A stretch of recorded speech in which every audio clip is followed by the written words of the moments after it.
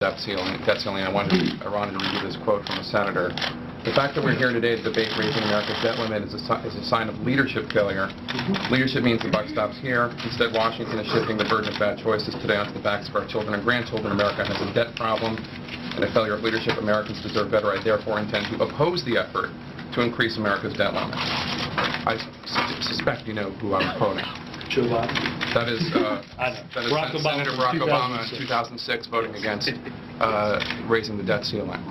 And I think what is important is understand that the raising the debt limit was not in question in the outcome. 52 to 48. In the outcome of that vote. It's a close vote. 50 to 48. Well, we've had closer. I think.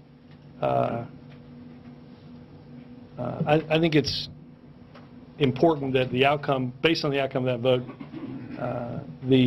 as I mentioned, the full faith and credit was not in doubt. Full faith and credit of our government and our economy was not in doubt. And the president used it to make a point about needing to get serious about fiscal discipline. And we, as I said earlier, are dealing with the legacy of decisions that have been made over the past many years. Not paying for a prescription drug benefit, not paying for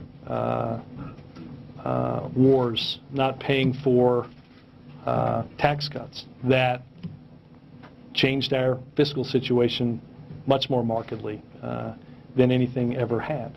So I think it is up to, and it's important for Congress, because we know not to play politics with this, not to play games, to find a way to raise that debt limit, understanding that we have to, as I mentioned to Matt, we're going to have to take some serious steps to get our fiscal house in order.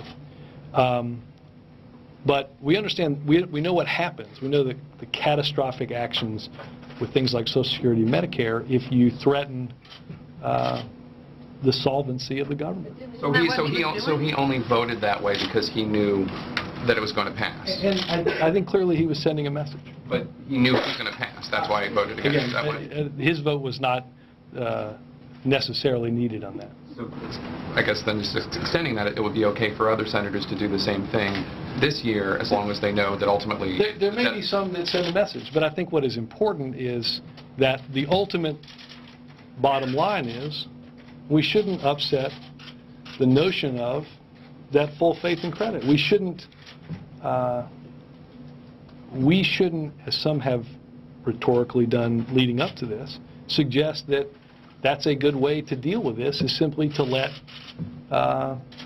not pass that extension.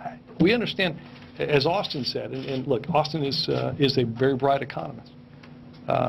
The effects of something like that, as he said last weekend, would exceed anything that we saw in the financial collapse in 2008. All right, and just a quick question about the assassination of the governor of Punjab.